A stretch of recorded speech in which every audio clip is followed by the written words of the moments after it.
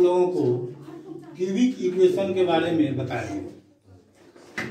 First of all हम ये जानेंगे कि क्यूबिक इक्वेशन कहते हैं किसको।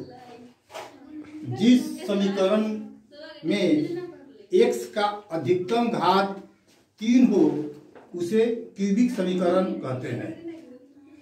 Examples: standard form of cubic equation is ax cube plus bx square plus cx plus d equal to 0।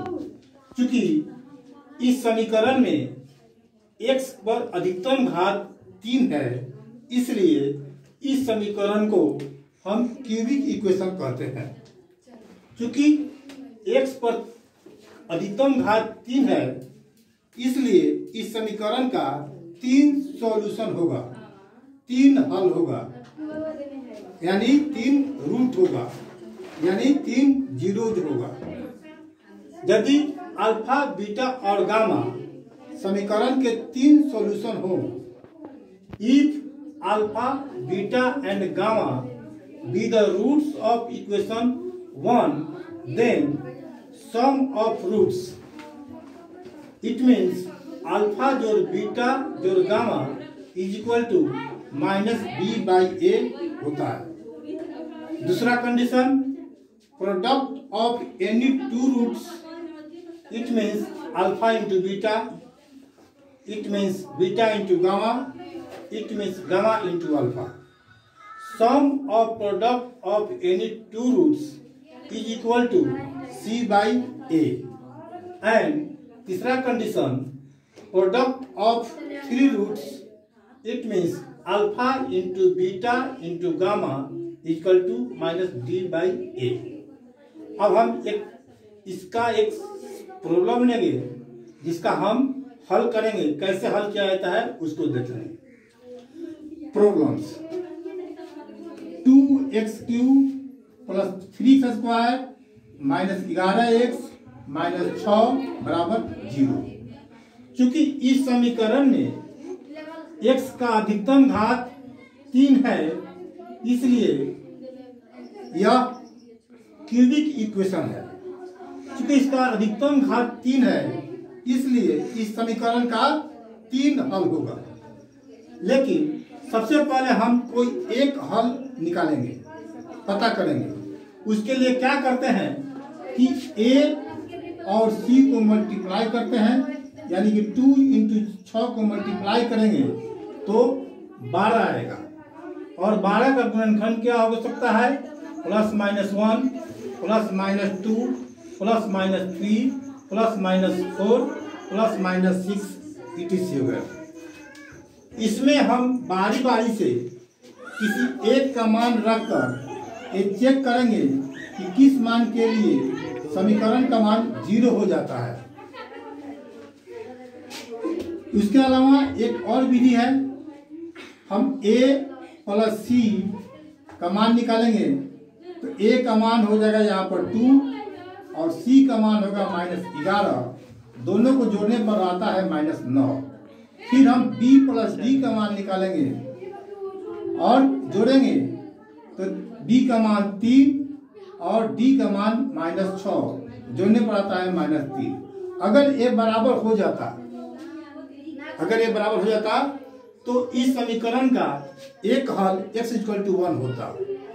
लेकिन चूंकि बराबर नहीं हुआ, इसलिए इस समीकरण का x इक्वल टू 1 या x इक्वल टू माइनस 1 हल नहीं होगा। तब हम दूसरे विकल्प पर विचार करेंगे। या देख रहे हैं, ठीक है ना? x इक्वल टू 1 पुट किया तो 2 into 1 cube plus 3 into 1 square minus 11 into 1 minus 6 का मान नॉट इक्वल टू 0 हुआ, अर्थात x इक्वल टू 1 इस समीकरण का हल नहीं होगा। ठीक उसी प्रकार f माइनस 1 भी 0 के बराबर नहीं हुआ, अर्थात x इक्वल टू माइनस 1 इस समीकरण का हल नहीं होगा। लेकिन अगर x बराबर 2 इस समीकरण में हम रखते हैं तो f2 का मान 0 हो जाता है, अर्थात x बराबर 2 इस समीकरण का एक हल होगा। Hence x equal to 2 is the first root of equation 1। It means x minus 2 is a factor of equation 1। अब क्या करेंगे, क्योंकि फर्स्ट फैक्टर हमारा x माइनस 2 निकल गया, इसलिए जो समीकरण दिया गया है उस समीकरण के पॉलिनोमियल में x माइनस 2 से डिवाइड करेंगे। डिवाइड करने के बाद अगर हमारा रिमाइंडर अगर 0 आ जाए तो जो भागफल होगा वह क्या होगा, इसका गुणनखंड होगा। क्योंकि यहाँ भाग करने के बाद शेष 0 हो गया है, इसलिए इसका अदर फैक्टर क्या होगा, 2x square plus 7x plus 3। Now hence 2x cube plus 3x square minus 11x minus 6 बराबर x minus 2 into 2x square plus 7x plus 3। अब इस 2x square plus 7x plus 3 को फैक्टराइज करेंगे। Factorise करने पर दो और फैक्टर निकलेंगे, ठीक है। x minus 2 into 2x plus 1 into x plus 3।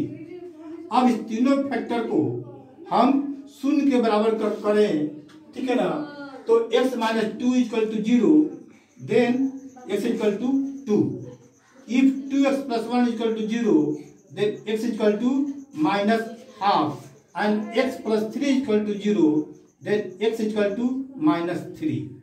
इसलिए इस समीकरण का 3 हल होगा। एक हल होगा x बराबर 2, दूसरा हल होगा x बराबर माइनस हाफ, और तीसरा हल होगा x बराबर माइनस 3।